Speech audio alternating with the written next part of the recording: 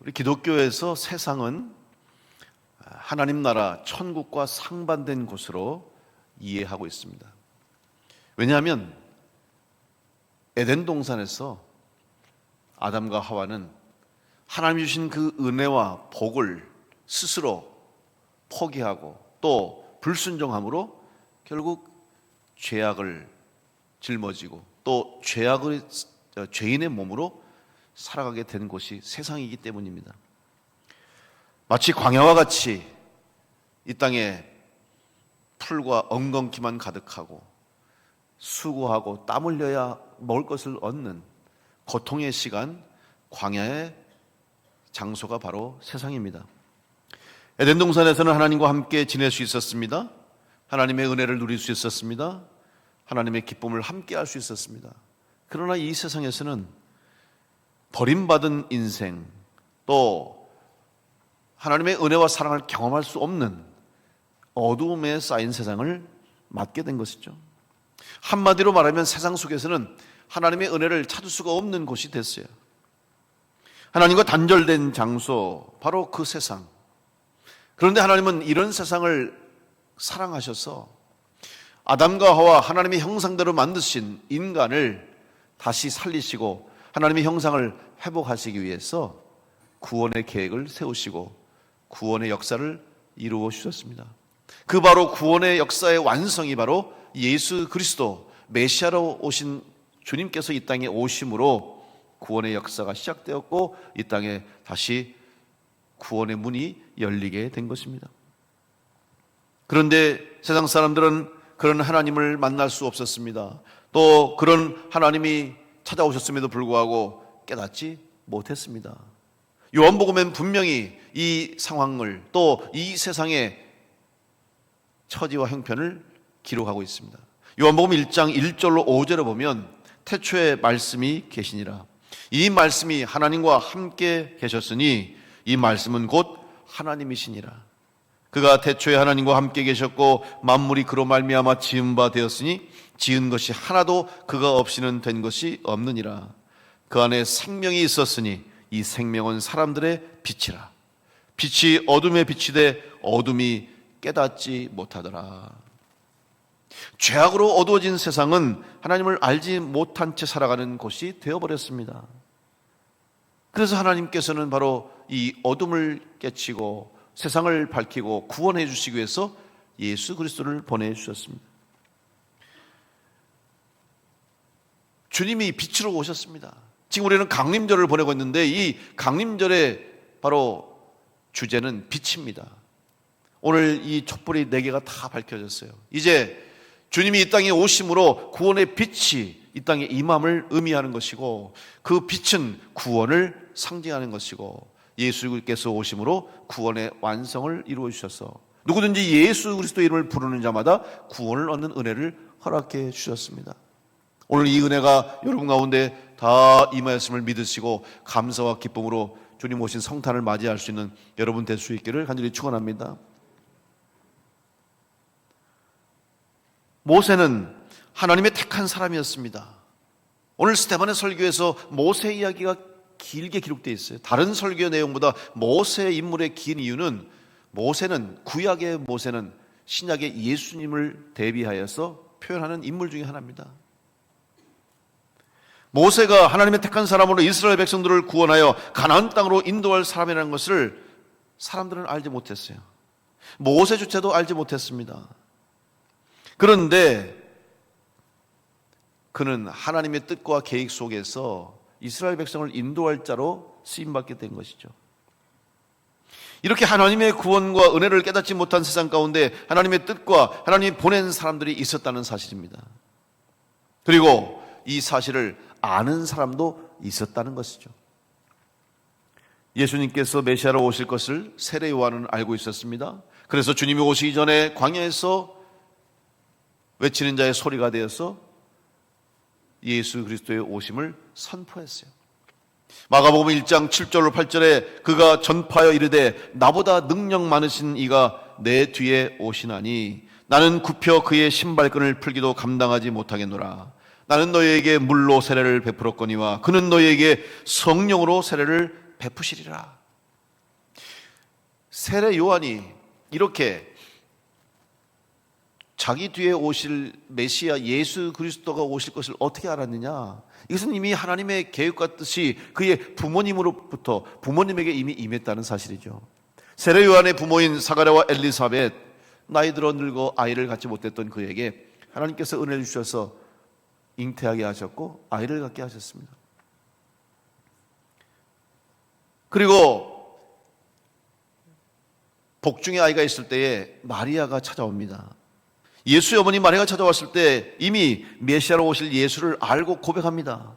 누가복음 1장 41절로 42절에 보면 엘리사벳이 마리아가 문안함을 들으매 아이가 복중에서 뛰노는지라. 엘리사벳이 성령의 충만함을 받아 큰 소리로 불러 이르되 여자 중에 내가 복이 있으며 내 태중의 아이도 복이 있도다.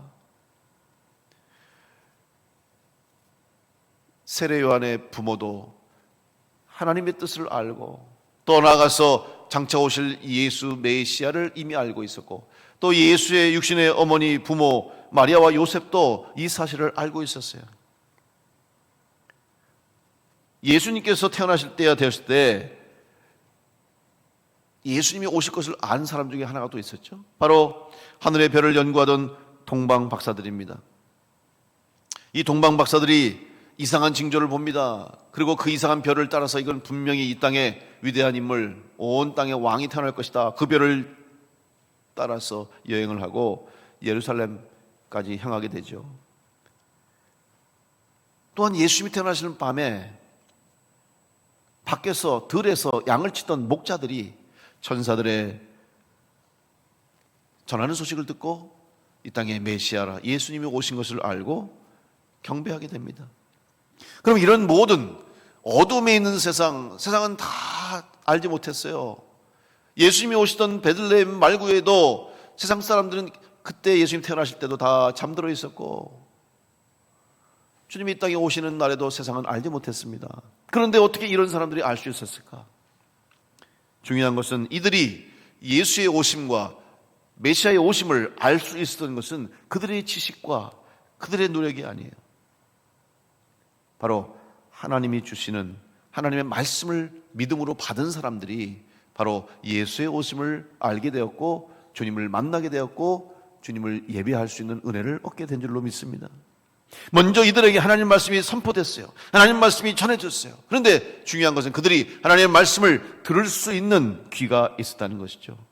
하나님 말씀을 들을 수 있다는 것은 하나님과의 관계가 회복된 사람들이라는 의미입니다. 또한 영적으로 살아있는 사람들입니다.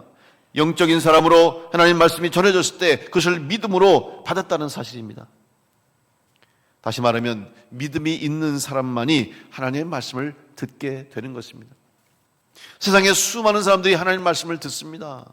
하나님 말씀이 이 땅에 전해졌습니다. 그런데도 사람들은 하나님 말씀을 깨닫지 못합니다. 또 하나님 말씀을 들으려고 하지 않습니다. 들었다 할지라도 부정합니다.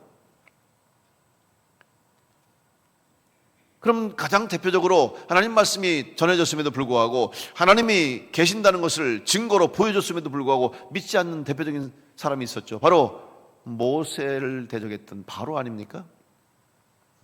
애굽왕의 바로는 모세를 통해서 하나님이 어떤 분인지를 직접 눈으로 보고 확인한 사람 중에 하나였어요. 모세는 바로 앞에서 하나님이 살아계시고 어떤 능력으로 한 땅에 임하시고 하나님은 온 세상을 창조하시는 분이라는 사실을 계속해서 바로에게 보여주었습니다. 증거했습니다.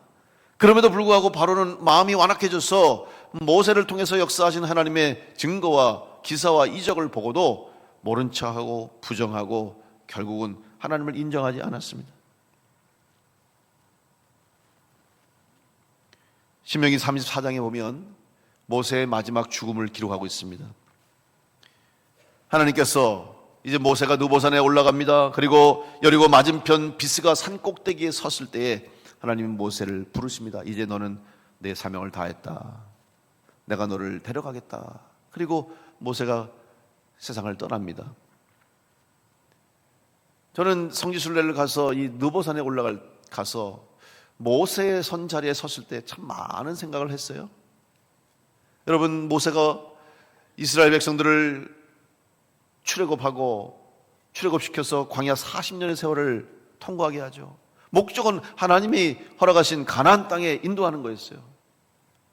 그런데 여러분, 지금 모세가 선 곳 느보산 꼭대기 맞은편에 가나안 땅이 보이는 거예요. 하나님이 약속하신 땅이 눈앞에 보여요. 저도 그 자리에 가보니까 저 건너편에 가운데 큰 평야와 골짜기가 있고요, 저쪽 건너편에 보이는 거예요. 그 땅이 눈으로 보여. 이제 가면 되는 거예요. 그런데 하나님은 여기까지다. 모세 때, 모세가 정한, 하나님이 정한 때 모세는 거기에서 멈출 수밖에 없어요. 그런데 모세가 죽을 때 성경은 뭐라고 기록합니까? 그가 기력이 없어서 몸이 쇠하여서 죽은 게 아니라고 성경은 기록하고 있죠. 120세에 하나님 부르심 받을 때 모세는 기력이 쇠하지 아니하였고 눈이 흐리지 않았다고 성경은 말씀합니다. 그러면서 모세에 대해서 한마디로 모세는 어떤 사람인가를 성경은 정확하게 말하는데, 그게 마지막 신명기 34장 마지막 11절, 12절의 말씀이에요. 그 말씀 보면 이렇게 기록합니다. 여호와께서 그를 애굽 땅에 보내사 바로와 그의 모든 신하와 그의 온 땅에 모든 이적과 기사와 모든 큰 권능과 위엄을 행하게 하심에 온 이스라엘의 목전에서 그것을 행한 자이더라. 결국 무슨 말입니까? 모세는 하나님께서 이스라엘 백성을 구원하시기 위해서 이 땅 가운데서 역사하시는 하나님의 구원을 보여주신 거예요. 모세를 통해서. 그것도 바로와 그의 모든 신하와 온 이스라엘 백성들 앞에서 하나님이 어떤 분이시라는 것을 모세를 통해서 보여주셨어요. 여러분, 모세의 능력으로 이스라엘 백성들이 출애굽한 것이 아닙니다. 모세의 힘과 권능으로 이스라엘 백성들이 애굽을 출애굽하고 광야를 통과한 것이 아닙니다. 모세를 통해서 하나님의 능력이 역사한 것이고, 모세를 통해서 하나님의 구원의 역사가 진행된 줄로 믿습니다. 물론 그렇기 때문에 모세가 존중을 받고 존귀함을 받은 거죠. 하나님의 사람으로, 하나님의 도구로 쓰임받기 때문에 모세가, 그래서 이스라엘 백성들에게 존경받는 지도자였고 모세의 권위가 거기에 있는 거예요. 만약 모세가 자기의 생각과 자기의 뜻대로 하려고 했다면 벌써 버림받았겠죠. 철저하게 모세는 하나님의 능력에 의지해서 하나님 말씀으로 쓰임받았음을 알 수가 있어요. 바로 바로가 그 모세를 통해서 하나님이 어떤 분이신가를 직접 볼 수 있는 기회를 얻었어요. 얼마나 좋은 기회입니까? 이전에 하나님을 몰랐잖아요. 자기가 스스로 왕이 되려고 한 사람들이 바로 아닙니까? 그런데 그 바로 앞에서 모세가 나타나서 하나님이 어떤 분이신가를 보여주는데, 한 번도 아니잖아요. 10가지 재앙을 통해서 하나님의 능력이 어떤가를 보여줍니다. 이거는 일어날 수 없는 일들이 일어나는 거예요. 초자연적인 현상을 통해서 하나님의 역사하심이, 하나님 만물의 주인이시고 창조주심을 보여주지 않았습니까? 그런데 이런 축복의 기회, 하나님을 만날 수 있는 기회, 하나님의 구원의 은혜를 누릴 수 있는 기회를 바로는 버렸습니다. 포기했습니다. 오히려 이 축복의 기회를 저주로 바꾸고 말았어요.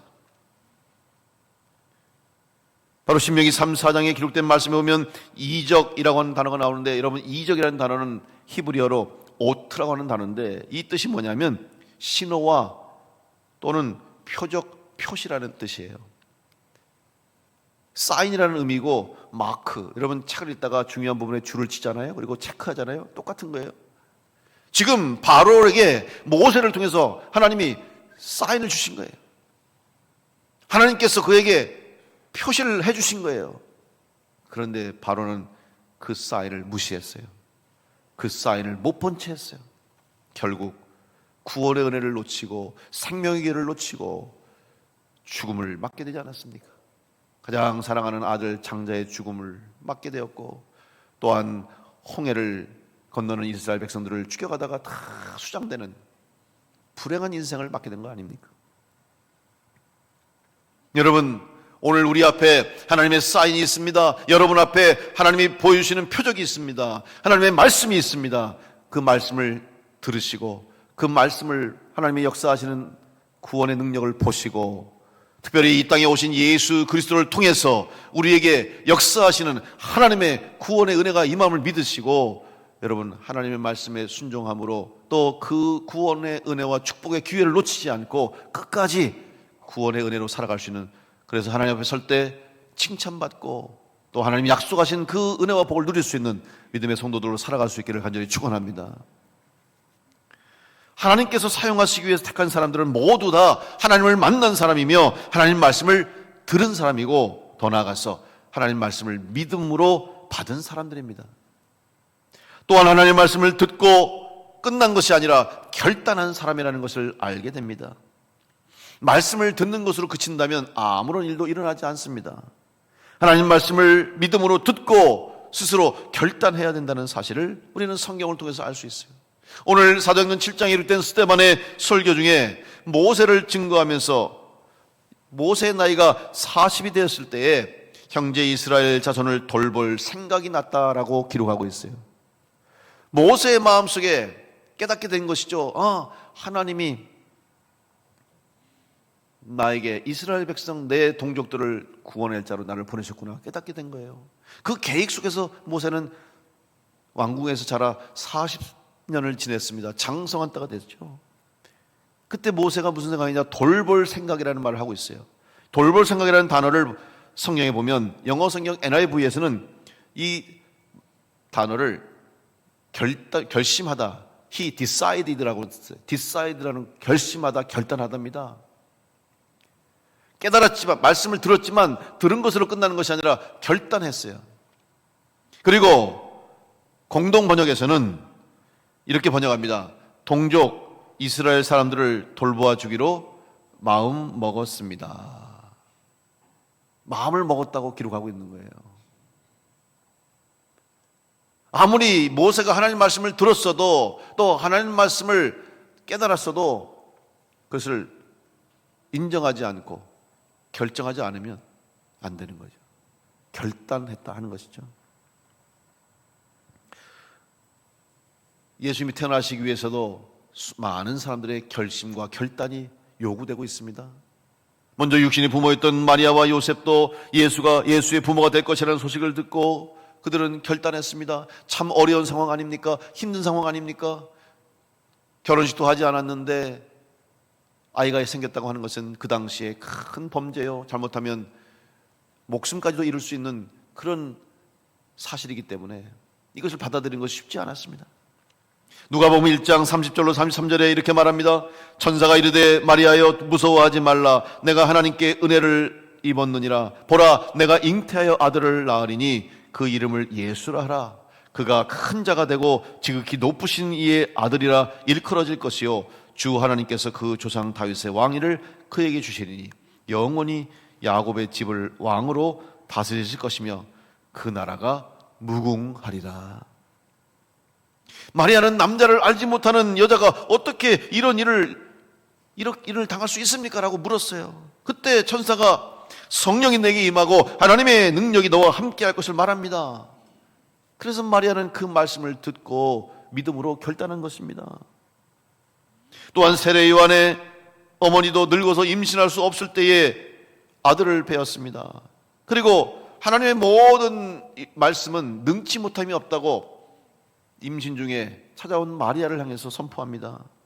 누가복음 1장 38절 마리아가 이르되 주의 여정이 오니 말씀대로 내게 이루어지이다 하며 천사가 떠나가니라. 마리아의 결단과 순종이 하나님의 구원을 완성한 것입니다.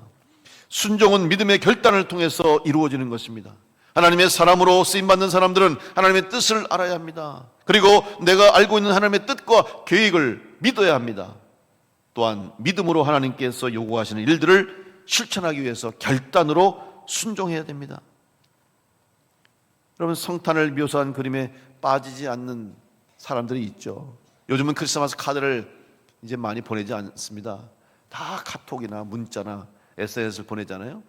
그런데 사실 여러분도 경험하시지만 휴대폰에 카톡에다가 그냥 그걸 보내주신 것도 감사하고 사실은 신경 써주셔서 고맙긴 한데 어떨 때는 이게 별로 감동이 없어요. 어떨 때는 그냥 정성이 없어 보이더라고. 물론 거기다가 개인적으로 다 또 글을 써가지고 개인적으로 하신 그런 분들이 있어요. 그러면 좀 그래도 마음이 가는데 그냥 하나 사진 만들어 가지고 그냥 다 보내는 거야. 그냥 틱틱틱틱 눌러 보내니까 어떨 때는 짜증나. 짜증이 나요. 왜? 마음이 전달이 안 되거든요. 근데 여러분, 성탄 카드 예전에 보낼 때 가장 많이 그리는 사진과 그림이 뭐예요? 아기 예수님 마구간에 계시고 마리아와 요셉이 있고 그리고 동방박사가 거기 있어요. 또 하나는 동방박사들이 어두운 밤에 별, 큰 빛나는 별을 따라서 가는 그림이 꼭 나오죠. 여러분, 동방박사들은 예수님의 탄생하는 자리에 빠지지 않고 등장하게 돼요. 근데 그 사람들이 누굽니까? 이스라엘 백성입니까? 아니었어요. 하나님이 택한 선민 유대인입니까? 아닙니다. 그들은 이방 사람들이에요. 멀리 먼 동쪽 메소포타미아 지역에서만 온 사람들이라고 추정됩니다. 더군다나 그 사람들은 신앙이 없는 사람들이라고 볼 수 있어요. 점성술가입니다. 하나님을 믿는 것보다 자기들의 지식과 과학을, 기술을 믿는 사람들이에요. 하늘의 별을 연구하고 이 땅에 어떤 일이 일어날 것을 예견하고 또 장차 어떤 일이 올 것을 미리 알리는 그런, 어떻게 보면 과학자라고 할 수 있겠죠. 그런데 그런 사람들이 하나님을 믿지 않죠. 그런데 그들을 통해서 하나님의 구원 계획이 이루어갔다는 사실이죠.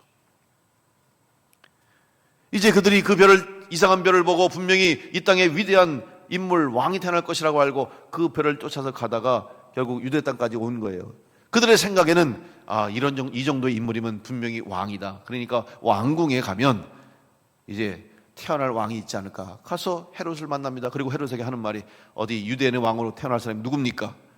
헤롯이 깜짝 놀라는 거예요. 지금 자기가 왕인데, 아니 나 말고 또 누가 왕으로 올 사람이 있냐. 그 분노와 그 두려움을 감추고 그들에게 말하죠. 그런 인물이 태어날 것입니까? 나는 모르는데 혹시 당신들이 찾으면 나도 좀 알려달라고, 가서 나도 경배하겠다고. 속으로는 어떻게 생각합니까? 죽여야겠다. 그리고 이제 동방박사를 떠나죠. 그래서 베들레헴 마구간에서 예수님을 만나고 경배하죠. 그런데 밤에 꿈을 꾸는 거예요. 마태복음 2장 12절에 이렇게 기록합니다. 그들은 꿈에 헤롯에게로 돌아가지 말라 지시하심을 받아 다른 길로 고국에 돌아가니라. 여러분, 동방박사들이 꿈속에서 하나님의 말씀을 듣고, 음성을 듣고 결단했어요. 원래대로 하면은, 자, 그 아기를 찾았어요. 별의 주인공을 찾았습니다. 그러면 어떻게 돼요? 오늘 헤롯에게 가서, 내가 이 베들레헴 마구간에서 그 아이를 발견하고 왕으로 오신 분을 만났습니다. 그렇게 인사하고 전했다면 그들은 상 받았을 거예요. 대접받았을 거예요. 그러나 그들이 하나님의 말씀을 듣고 성령의 감동을 받아서 그 말씀대로 음성을 듣고 조용히 고국으로 돌아갑니다. 그때 역시 마리아와 요셉의 꿈에 하나님이 말씀하셔서 그들이 얼른 아기 예수를 데리고 애굽으로 피신해요.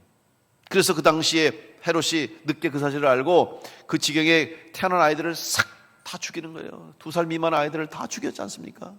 여러분, 예수님이 오신 성탄에 사실은 이런 비극의 사건, 수많은 어린 생명들이 죽는 사건이 있었어요.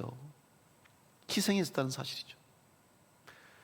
아무리 권력을 잡은 자가, 힘 있는 자가 하나님의 구원의 계획을 막으려고 할지라도 하나님은 그 구원을 이루시는 분이고, 하나님의 계획은 바로 하나님의 말씀을 들은 사람들, 하나님의 말씀에 순종하는 사람들을 통해서 이 땅에 예수 그리스도 오시는 구원의 역사가 진행되는 줄로 믿습니다.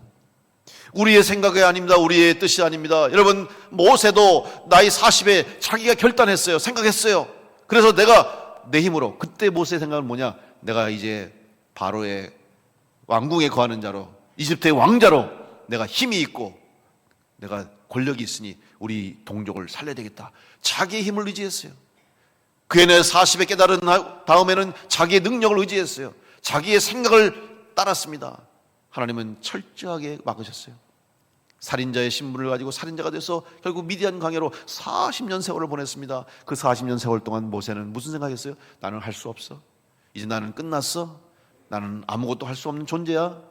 가장 낮아지고 가장 힘이 없다는 사실을 아는 그 순간 하나님은 모세를 부르셔서 호렙산에서 모세를 만나시고 그의 지팡이를 통해서 하나님의 능력이 너와 함께 할 것인가를 보여주면서 그제서야 80이 된 모세를 하나님이 쓰신다는 거죠. 왜? 하나님의 능력으로, 하나님의 말씀으로 이스라엘 백성을 인도하신다는 것을 모세에게 보여주시기 위함인 거예요. 여러분, 하나님 말씀에 순종할 때 하나님의 구원의 역사 계획이 이 땅 가운데 이루어지게 될 줄로 믿습니다. 비록 세상이 어둡고 죄악이 가득 차다 할지라도 하나님의 구원 계획은 계속 진행되고 있습니다. 그리고 하나님은 그 구원의 계획을 이루시기 위해서 지금도 하나님의 사람들인 우리 성도들을 부르시고 우리 교회를 통해서 하나님의 구원의 역사는 계속 이루어지고 있는 줄로 믿습니다. 따라서 오늘 여러분이 하나님 말씀을 듣고 그 말씀에 반응하고 그 말씀에 귀를 기울이고 순종하고 결단할 때 하나님의 역사는 이루어지게 되는 겁니다.